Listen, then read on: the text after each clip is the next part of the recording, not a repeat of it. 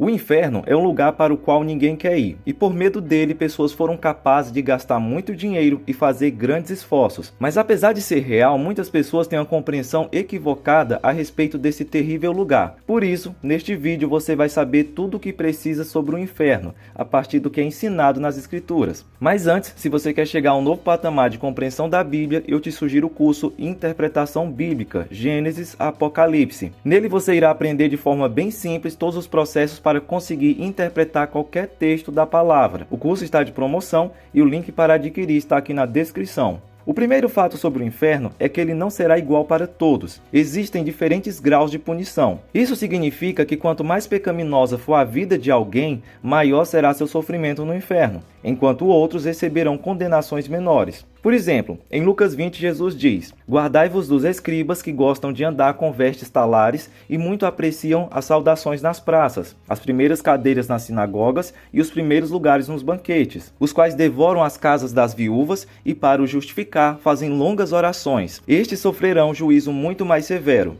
Aqui Jesus critica os fariseus por sua hipocrisia e injustiça, porque apesar de sua aparência de piedade, suas ações revelavam corações corruptos. Jesus adverte que esses líderes religiosos, por explorarem viúvas e buscarem reconhecimento humano, receberiam uma punição muito mais severa no inferno, ou seja, suas obras os condenariam a um julgamento mais rigoroso. Jesus também disse que aqueles que conhecem a vontade de Deus e não praticam serão muito mais punidos do que aqueles que não a conhecem. Aquele servo, porém, que conheceu a vontade de seu Senhor e não se aprontou, nem fez segundo a sua vontade, será punido com muitos açoites. Aquele, porém, que não soube a vontade de seu Senhor e fez coisas dignas de reprovação, levará poucos açoites. Mas aquele a quem muito foi dado, muito lhe será exigido, e aquele a quem muito se confia, muito mais lhe pedirão. Com base no que foi dito por Jesus, faz sentido acreditar que o sofrimento no inferno varia de pessoa para pessoa, apesar de que qualquer sofrimento lá seja terrível. Mas mesmo que nós não possamos saber a intensidade de punição de cada um,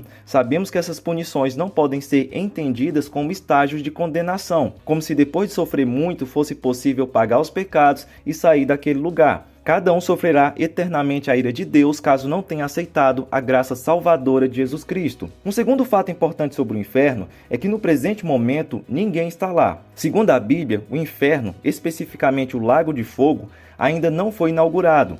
Esse lugar, de acordo com as palavras de Jesus, foi preparado para o diabo e seus anjos. Então o rei dirá também aos que estiverem à sua esquerda: "Apartai-vos de mim, malditos, para o fogo eterno, preparado para o diabo e seus anjos." Em ordem cronológica, podemos dizer que os primeiros habitantes do inferno serão a besta, anticristo e o falso profeta. Mas a besta foi aprisionada e com ela o falso profeta, que com sinais feitos diante dela seduziu aqueles que receberam a marca da besta e eram adoradores da sua imagem. Os dois foram lançados vivos dentro do lago de fogo que arde com enxofre. Só então, o diabo, 1000 anos depois, também será lançado nesse lugar. O diabo, o sedutor deles, foi lançado para dentro do lago de fogo e enxofre, onde já se encontram não só a besta, como também o falso profeta, e serão atormentados de dia e de noite pelos séculos dos séculos. Até aqui, tudo faz sentido, mas agora a Bíblia nos diz que dois personagens muito estranhos irão para o inferno: a morte e o inferno. Observe o que diz o texto.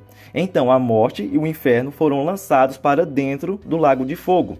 Esta é a segunda morte, o lago de fogo. Parece sem lógica. Como assim a morte e o inferno irão para o lago de fogo?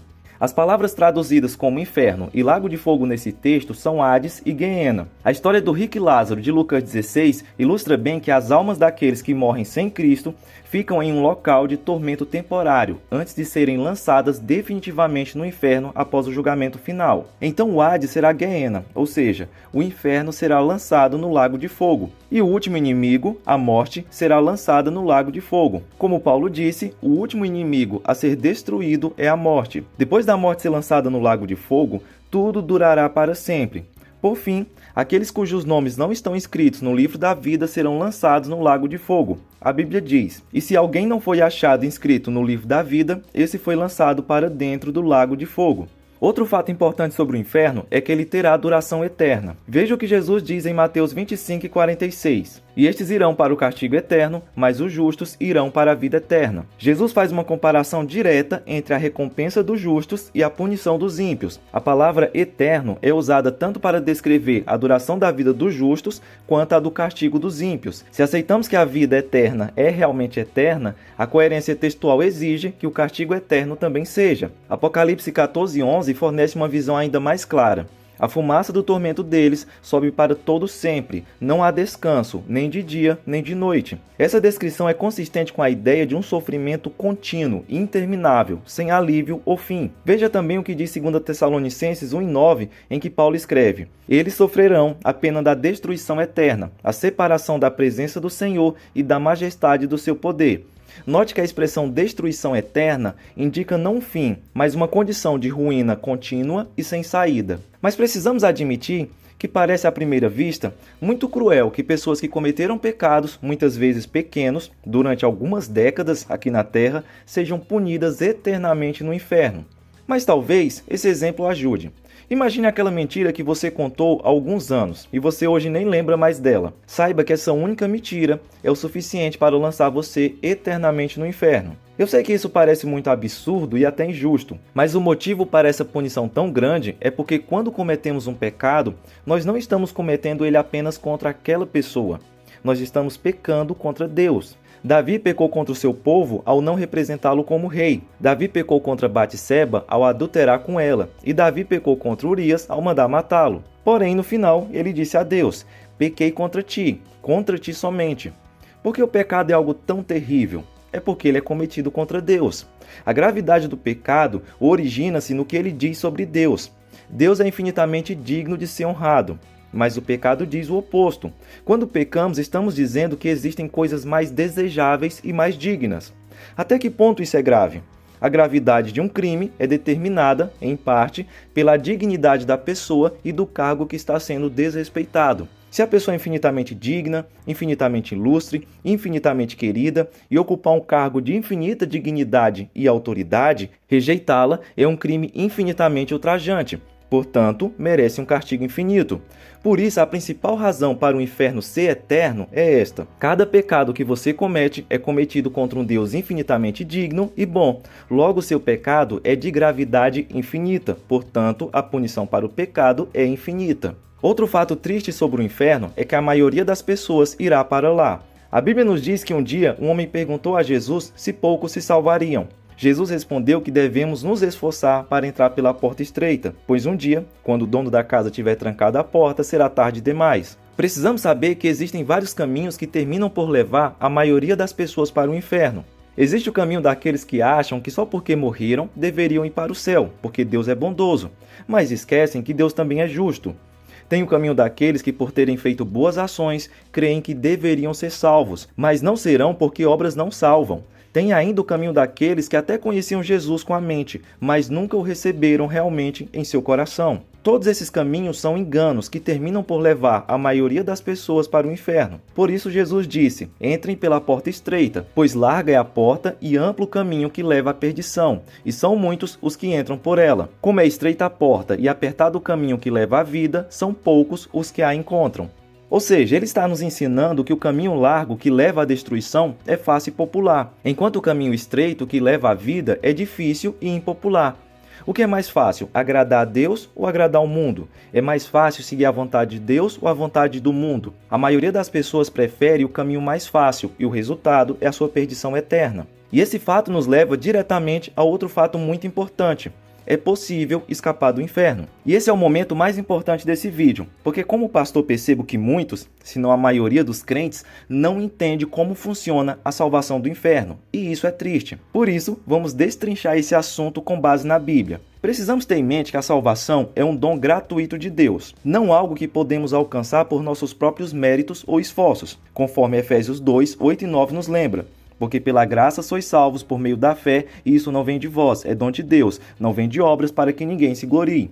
O primeiro passo para escapar da condenação é reconhecer a própria pecaminosidade e a necessidade de um Salvador. Romanos 3:23 declara: porque todos pecaram e destituídos estão da glória de Deus. O arrependimento, porém, não é suficiente por si só. Precisamos da fé em Jesus Cristo, o único mediador entre Deus e os homens. João 14:6 registra as palavras de Jesus: eu sou o caminho e a verdade e a vida. Ninguém vem ao Pai senão por mim. A fé em Cristo envolve confiar completamente em sua obra redentora na cruz, onde ele levou sobre si os nossos pecados e suportou a ira de Deus em nosso lugar. Romanos 5:1 afirma: sendo, pois, justificados pela fé, temos paz com Deus por nosso Senhor Jesus Cristo. Isso significa que, basicamente, Deus declara justo o pecador que crê em Jesus, não por causa da justiça própria dessa pessoa, mas por causa da justiça de Cristo. Não somos justos por nós mesmos. Deus nos vê através da perfeição de Jesus. Se você tem medo da condenação, então é importante lembrar a segurança e a promessa da salvação em Cristo. Portanto, agora nenhuma condenação há para os que estão em Cristo Jesus. Mas e onde ficam as boas obras? É só aceitar Jesus e cada um pode continuar pecando? Paulo responde: que diremos então? Continuaremos no pecado para que a graça aumente ainda mais? De modo nenhum. Como viveremos ainda no pecado nós que já morremos para ele? O pecado não é mais seu senhor, pois vocês já não vivem sob a lei, mas sobre a graça de Deus. Aqui Paulo está respondendo a uma possível má interpretação de sua mensagem sobre a graça. Alguns poderiam pensar que se a graça de Deus cobre todos os pecados, então pecar mais resultaria em mais graça. Ele nos diz que viver sobre a graça significa estar sob uma nova aliança em Cristo, onde é a graça de Deus que nos capacita para vivermos vidas santas. A lei é importante, pois revela o pecado e nos mostra onde erramos, mas é a graça que traz redenção e transformação. Ou seja, o que nos salva não é lutar para cumprir a lei, mas a graça de Deus que nos capacita a obedecer à lei de Deus. E isso muda tudo. A salvação não é algo que você conquista ou merece, mas uma graça que você recebe. Escapar da condenação do inferno é inteiramente obra da graça de Deus, recebida por meio da fé em Jesus Cristo. Ao reconhecermos nossa pecaminosidade, nos arrependemos e confiamos em Cristo. Somos justificados e garantidos para a vida eterna. Por isso, mantenha-se firme na fé, sabendo que Deus é fiel para completar a boa obra que Ele começou em você. Mas talvez agora você esteja se perguntando sobre o que acontece com as pessoas que nunca ouviram falar de Jesus. Será que elas vão para o inferno? Clica no vídeo que está aparecendo na sua tela, porque lá eu te explico todo esse assunto em detalhes. Até a próxima.